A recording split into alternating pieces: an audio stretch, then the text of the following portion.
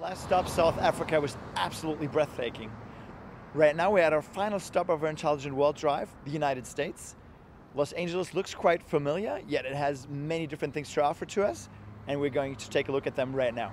Los Angeles is a big metropolitan area that we deliberately chose, just like we chose Shanghai as one huge big city in Asia or in China. Here in LA it's much different.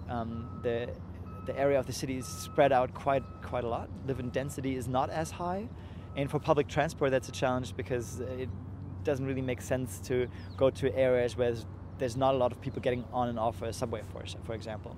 So self-driving cars are a really good technology to solve mobility needs in a big spread out area like Los Angeles, where people not necessarily commute from the city center to their suburb and back, but a lot of people commute from one suburb to another. So traffic is spread out all over the city, and the technology we're working on, we believe, will be able to facilitate mobility needs and ease mobility constraints in big cities like these in a very positive way. In most places in the United States we find so-called center turn lanes, a lane in the middle of a road that you use to turn left. But the oncoming traffic uses the very same lane to turn to their respective left too. So first of all, we need to make sure for a self-driving car that when it uses this lane to turn left, that it recognizes the oncoming traffic, make sure that it only turns when it's free, obviously. And the second thing is, if another car uses that very same lane, how to deal with an oncoming car in your lane, and to plan the trajectory, which car is going where. That can be quite tricky, even for a human driver to figure out. But we're in a really good way, and with all the measurements that we're doing over here, we're very confident that our system will be able to handle that situation in the near future. Stop signs are not uncommon in traffic. Everybody has come across a stop sign at one point or another. In the United States, we have four-way stop intersections where the law says the person that arrives at this four-way stops first is the first one that can go again. So for a self-driving car, the challenge is to determine who came to that intersection first or last. Is it my turn to go, or should I wait? And for that you need some sensors that look to the left and right quite far and to determine, is the other car waiting, is it my turn to go? And that can be quite tricky as well. So those are some of the situations that we're looking into more detail.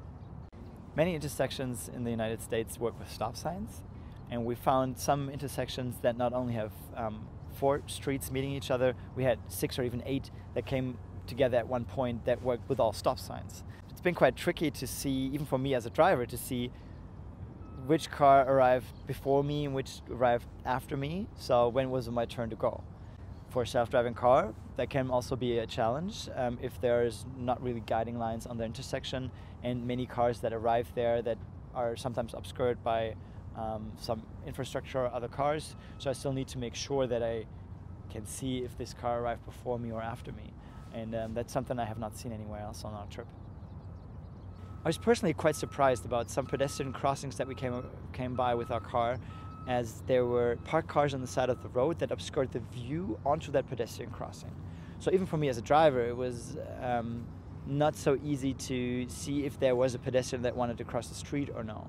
So same challenge goes for the self-driving car. It needs to see, is there a person that wants to cross the street that I need to yield to so the person can safely cross.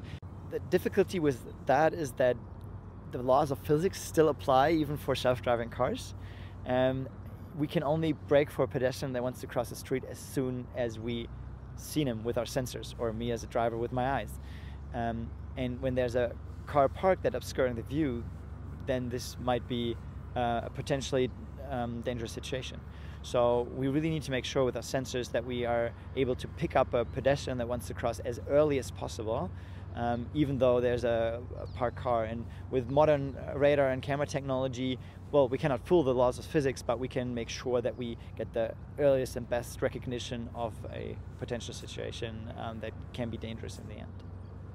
Each country in the Intelligent World Drive had different infrastructure and different technical things that we needed to apply for further developing our driver assistance systems. But the one thing that struck me the most was the different drive styles of the people. I really did not expect that could be such a big variation between them.